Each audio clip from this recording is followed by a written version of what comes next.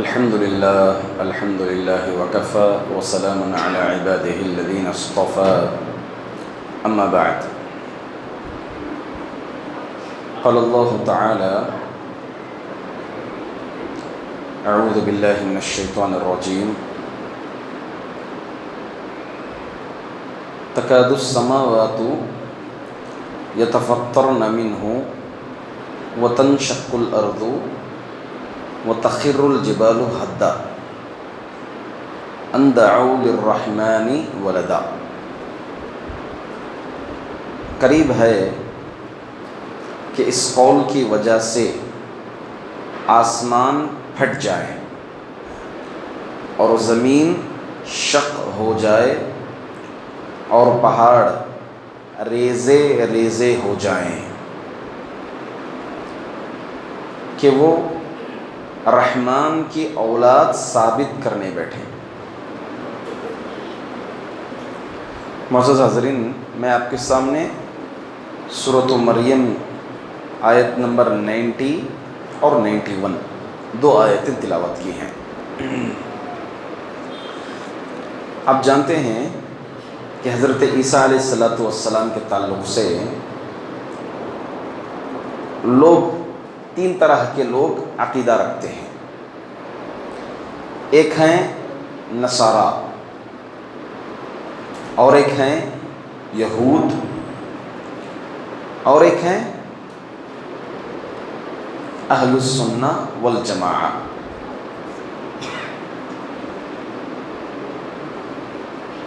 عیسائی کیا عقیدہ رکھتے ہیں؟ عیسائی یہ عقیدہ رکھتے ہیں کہ عیسیٰ علیہ السلام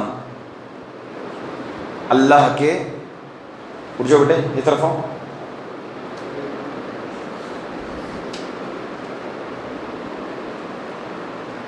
عیسیٰ علیہ السلام اللہ کے بیٹے ہیں۔ یہ عقیدہ عیسائیوں کا تھا۔ عیسیٰ علیہ السلام کی پیدائش دراصل کیسے ہوئی؟ جب مریم علیہ السلام پیدا ہوئی، تقریباً ہم نے تیسرے پارے میں اس کا ذکر کیا تھا، مریم کی پیدائش کے بعد ان کے والدین کا انتقال ہو گیا، تو ان کے خالو حضرت زکریا علیہ السلام نے مریم علیہ السلام کی پرورش کی ذمہ داری لی۔ جب وہ چھوٹی بچی تھیں تو زکریا علیہ السلام کا اپنا ایک محراب تھا۔ محراب عبادت گاہ، عبادت خانہ۔ ایک مسلمان کو چاہیے، اللہ تعالیٰ جہاں بھی زکریا علیہ السلام کا ذکر کیا تو محراب کا ذکر کیا ہے۔ ایک مسلمان کو چاہیے اپنے گھر پر شوکش بنانے کے بجائے یا پھر ڈیزائن بنانے کے بجائے اس سے پہلے اس کو ترجیح دیں، اپنے گھر پر ایک جگہ مختص کر دیں، خاص کر دیں عبادت کے لیے۔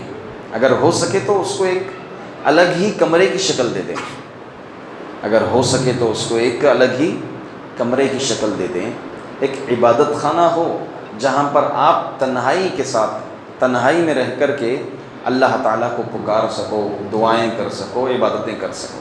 محراب ہونا چاہیے گھروں میں۔ تو بہرحال جب زکریا علیہ السلام محراب میں آتے تو میوے جنت سے اترے ہوئے ہیں ان سیزنل۔ زکریا علیہ السلام نے بھی دعا کی کہ میں بھی بوڑھا ہو گیا ہوں، مجھے بھی اولاد چاہیے۔ پھر یحییٰ علیہ السلام کی پیدائش ہوئی۔ اس کے بعد مریم علیہ السلام آپ بیت المقدس سے کچھ بار تنہائی اختیار کی تھی۔ اللہ تعالیٰ نے فرشتے کو بھیجی، جبرائیل کو۔ جبرائیل علیہ السلام آئے تو علی الفور گھبرا گئی، کہا قالت انی اعوذ بالرحمن منک ان کنت تقیا۔ یہ اتنی پردے والی اور اتنی باحیا تھیں کہ انسانی شکل میں فرشتے آنے کے بعد کہا کہ میں اللہ کی پناہ میں آتی ہوں۔ تو فوری طور پر کہا کہ میں اللہ تعالیٰ کی طرف سے بھیجا گیا رسول ہوں۔ پھر آپ کی قمیص میں پھونک ماری فرشتے نے، تو مریم علیہ السلام حمل سے ہو گئی۔ حمل سے ہونے کے بعد پھر آپ بیت المقدس سے کچھ فاصلے پر، کچھ دوری پر، 12 کلومیٹر اس فاصلے پر تنہائی اختیار کر لی تھی۔ اب اپنے اس حمل کو دیکھ کر کے پریشان تھی. قالت یا لیتنی مت قبل ھذا وکنت نسیا منسیا. اب میں قوم کے پاس جانا ہے مجھے، قوم کیا کہے گی یہ حمل سے، اس حمل کے ساتھ جب میں جاؤں گی قوم کے سامنے تو قوم کیا کہے گی. تو کہتی ہیں اے کاش میرا نام و نشان ہی نہیں ہوتا، میری ہستی ہی نہیں ہوتی اس دنیا میں. دیکھیں یہاں پر ایک بڑی پتے کی بات ہے. بندہ جو ہے اپنے لیے کچھ اور چاہتا ہے، مگر اللہ تعالیٰ اس کے مقدر میں کچھ اور رکھا رہتا ہے. بندے کی چاہت کے مقابلے میں اللہ کی چاہت بہتر ہوتی ہے اور اللہ کا اختیار صحیح رہتا ہے. مریم کیا چاہ رہی تھی؟ مریم چاہ رہی تھی کہ ان کا نام و نشان ہی نہیں ہو، حمل ٹکنے کے بعد ان کا نام و نشان ہی نہ ہو. میں یہ چہرہ لے کر یہ حمل سے قوم کے پاس کیا چہرہ دکھاؤں گی میں، کاش میرا نام و نشان، میں پیدا ہی نہیں ہوتی تو کتنا اچھا تھا. مگر اللہ تعالیٰ جو ہے قوم کے پاس لانا چاہ رہے تھے. مریم چاہ رہی تھی موت، مگر اللہ چاہ رہے تھے کہ مریم آئیں قوم کے پاس. اللہ اکبر. اللہ کا اختیار اور اللہ کی چاہت دیکھیں کہ اللہ کا اختیار مریم کو قوم کے پاس لا کر کے آج کوئی ایسی مسجد نہیں ہے جہاں مریم کا ذکر نہ ہوتا. قرآن کریم میں اللہ تعالیٰ مریم کے نام سے سورت ہی اتار دی، بلکہ اس امت کو بھی مثال بنا دیا مریم علیہ السلام. دیکھیں اللہ اکبر. تو بندے کا اختیار، ہم چاہتے ہیں کچھ اور، کچھ کرنے کی کوشش کرتے ہیں ہم، مگر وہ ہمارے مقدر میں نہیں ہوتا ہے، کچھ دوسری اور چیز آتی ہے. آپ اس کو بہتر سمجھیں، یہ سمجھیں کہ یا اللہ میرے لیے یہی چیز چنا ہے. آپ کوئی اور سیٹ چاہتے تھے، میڈیکل سیٹ چاہتے تھے، آپ کچھ اور بننا چاہتے، ڈاکٹر بننا چاہ رہے تھے، آپ کو سیٹ نہیں ملی. آپ نے کوشش کی، سب کچھ کی، دعائیں کی، سب کچھ کی، مگر آپ کو سیٹ وہاں نہیں ملی. آپ وہ بننے کے بجائے انجینئر بن رہے ہیں آپ. تو آپ کے لیے وہی بہتر ہے، یہ اللہ کا اختیار ہے، یہ اللہ کا اختیار ہے آپ کے لیے. تو بہرحال مریم علیہ السلام جب قوم کے پاس آنے کا وقت قریب آیا تو عیسیٰ علیہ السلام پیدا ہوئے. کیسے پیدا ہوئے؟ بغیر ڈاکٹر کے، بغیر نرس کے عیسیٰ علیہ السلام کی پیدائش ہوئی. ایسے سمے اللہ رب العزت حکم دیا وَهُزِّي إِلَيْكِ بِجِذْعِ النَّخْلَةِ تُسَاقِطْ عَلَيْكِ رُطَبًا جَنِيًّا. ایک عورت پہلے ہی نازک. نمبر 2، کھجور کا درخت کبھی دیکھیں آپ لوگ؟ کھجور کا درخت دیکھیں؟ ناریل کا درخت کچھ بھی نہیں ہو اور مضبوط رہتا ہے کھجور کا درخت. ناریل کا درخت جتنی ہائٹ اس کی ہوتی ہے تو آڑا تیڑا ہو جاتا ہے. کھجور کا درخت ایک ہی اسٹیٹ میں رہتا ہے، بہت مضبوط درخت ہوتا ہے کھجور کا. اس لیے کھجور کے تنے وغیرہ سے پہلے چھتیں بنائی جاتی تھی. تو کھجور کے درخت کے پاس جب مریم علیہ السلام گئی تو اللہ حکم دے رہا مریم علیہ السلام کو، اب درخت کو ہلاؤ، کھجور گریں گے، کھجور کھاؤ. تو ساقط علیک رطبا جنیا، رطب کہتے ہیں کچے کھجور کو. تو یہاں پر علامہ ابن القیم رحمۃ اللہ علیہ کی کتاب ہے کتاب الطب، اس کے اندر ذکر کیے ہیں عورت اگر یہ حالت میں ہو، پیدائش کے بعد کی حالت میں اگر ہو تو ایسی حالت میں کچے کھجور کھانا چاہیے، اس کے لیے بہت قوی غذا ہے. تو بہرحال یہاں کتنا بڑا سبق مل رہا ہے. ایک تو مریم عورت، اور دوسری بات حمل کے بعد عورت اور کمزور حالت میں ہوتی ہے. ایسی حالت میں اللہ جو ہے کھجور کے درخت کو ہلاؤ، کھجور گریں گے، وہ حکم دے رہے ہیں، جبکہ جو ہے کھجور کا درخت ہلتا نہیں. معلوم یہ ہوا کہ ہمیں اللہ توکل کر کے صرف بیٹھنے کا نام نہیں ہے، بلکہ توکل نام ہے اسباب بھی اپنائیں. یہی سبق ہمیں یہاں پر مل رہا ہے. تو بہرحال پیدائش ہو گئی، بچے کو لے کر آپ کہیں کہ اللہ اب میں کیا کروں گی اس بچے کو لے کر. کہا بس تو کسی سے بات نہیں کرے گی. اب دیکھیے یہاں قدرت دیکھیے اللہ کی، تو کسی سے بات نہیں کرے گی. کوئی بھی اگر تجھ سے بات کرنے جائیں کہہ دے کہ میں روزے سے ہوں. روزے کا اصل معنی، صوم کا اصل معنی ہوتے ہیں کسی بھی چیز سے رکنا، لغوی معنی، ڈکشنری معنی، کسی بھی چیز سے رکنا. تو بات کرنے کا روزہ تھا کس کا؟ مریم علیہ السلام کا. تو لغوی معنی ڈکشنری میننگ ہے یہاں پر، شرعی معنی نہیں، جو ہم روزہ رکھتے ہیں وہ روزہ نہیں۔ تو بہرحال مریم علیہ السلام سے جب پوچھا یا اختی ہارون ما کان ابوک امرأ سوء وما کانت امیک بغیہ، نہ تیرے ابا ویسے تھے نہ تیری امی ویسی تھی، یہ کیا بچے کو لے کر آ گئی تو؟ اب اس سے ایک بات یہ بھی معلوم ہوئی، والدین کا اثر اولاد پر ہوتا ہے۔ والدین اگر نیک تو اولاد بھی نیک، والدین اگر بد، اگر پہلے ہی شادی ایسی عورت سے ہو رہی ہے، ہاں برہنہ عورت، بے پردہ عورت، تو اس کی اولاد سے زیادہ امید نہیں رکھی جاتی، ماں کے اوپر جائے گی یہ، ہے نا؟ تو یہ بھی معلوم ہوا اس سے، تیرے امی ابا ایسے نہیں، تو یہ بچہ کہاں سے لا لی؟ فَأَشَارَتْ إِلَيْهِ، بات نہیں کی مریم علیہ السلام، اشارہ کی بچے کی طرف۔ قال انی عبد اللہ آتانی الکتاب، یہاں پر کرامت دیکھیے، اللہ رب العزت، یہ اللہ رب العزت کی آپ یہاں پر قدرت دیکھیے کہ جو بات کر سکتا ہے، جو زبان کھول سکتا ہے، اس کی زبان بند ہے، جس سے بات کی امید نہیں ہوتی، ایک مہد بچہ، فی المہد صبیہ، مہد پیدائشی بچہ، دودھ پیتا بچہ بات کر رہا ہے، اور بات کرنے والے کی زبان کو لگام ہے، اللہ اکبر۔